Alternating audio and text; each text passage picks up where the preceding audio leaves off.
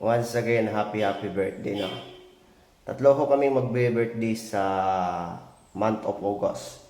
Siya August 13, dalawa yung August 13 ko dito, mga kaibigan. Ako lang po yung August 9. Happiest birthday to all of us in the month of August. Not only for the month of August, especially to all my organic followers who are celebrating the birthday for this year, no? For all the months of the year. But we are celebrating for this specific month, which is the month of August right now. We are reaching up into the 39 years old, and my wife is 38 years old. 18.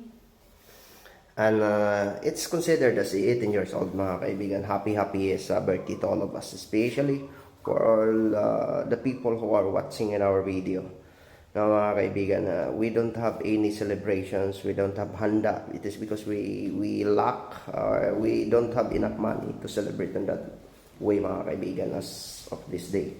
So thank you so much, mga kaibigan, especially for my Inday Gaga who are in the mountain right now.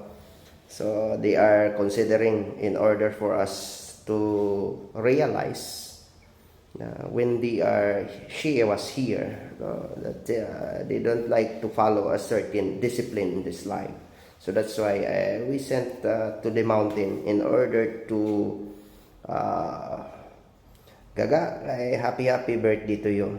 It is your destiny. That's the ladder of your life in order to stand your own feet. So we sent you in that mountain in order for you to realize what's the biggest lessons for us, no, mga kaibigan. So thank you so much, mga kaibigan. So may pahabol lang po ako dito for our birthday. We have a birthday girl here, my wife, and Inday Gaga, mga kaibigan, which is now in the mountain of Bukidnon. So thank you so much, mga kaibigan, for this birthday right now. That's is a big celebrations in which the God's given to us for this life. It is a gift of life, mga kaibigan. Considering that it's a biggest celebrations in which the family for us.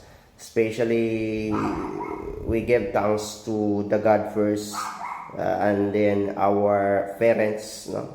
Especially the parents that we are conceiving us, no?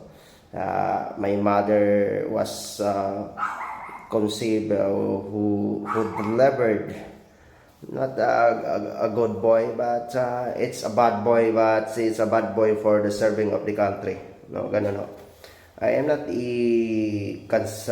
conserving to my mother's womb in order to protect criminals, as I belongs to the tools of the government. I suppress criminal. I never been protect criminal. I kill devils.